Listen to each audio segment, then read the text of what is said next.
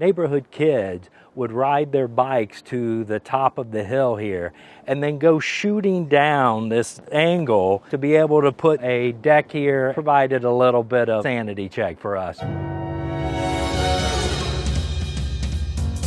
So what are we actually looking at? This is what we call the Dune House, an underground home built from concrete, very unique in its design and architecture. We are in Atlantic Beach, Florida, right on the ocean. It's a surfing community.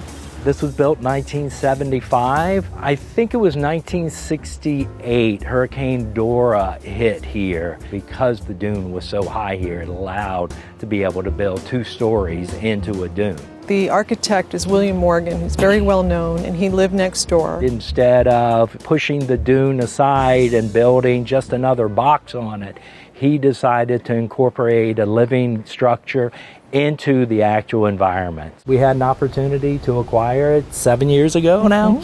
The Dune houses are actually 2 separate homes that are mirror images of each other. It's a loft style on both sides, so there's an upstairs and a downstairs, and a sweeping staircase.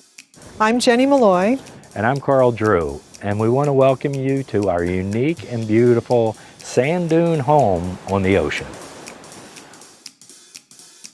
All right, we are at the entrance to the Dune House. Mr. Morgan designed this, in his words, as an experiment. He based it on the Fibonacci principle, or the golden spiral. It was very much built around perfect proportions to really create an aesthetic and a balance that can be found in nature. So come on in and we'll show you the bedroom area and the upstairs of the loft. This is the upstairs space. Unique thing here is this is the grass roof over top of us.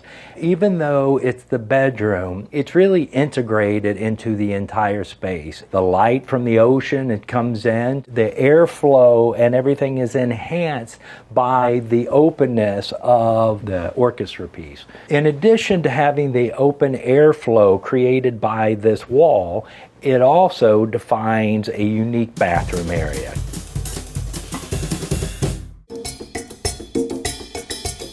So this is the living space of the Dune House. This actually started out as a sunken living room, but because it actually was lower, you didn't get the advantage of the views towards the ocean that we have on this floor.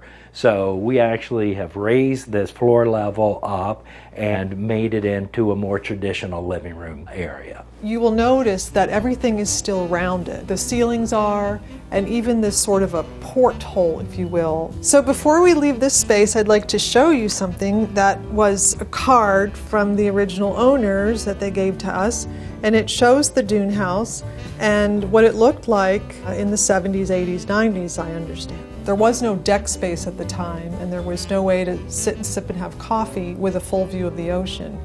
And so Carl came up with the idea to have 2 deck spaces and a set of stairs so that our guests or we could easily go from the outside front of the home to the back of the home in the beach area and take advantage of beautiful deck space as well.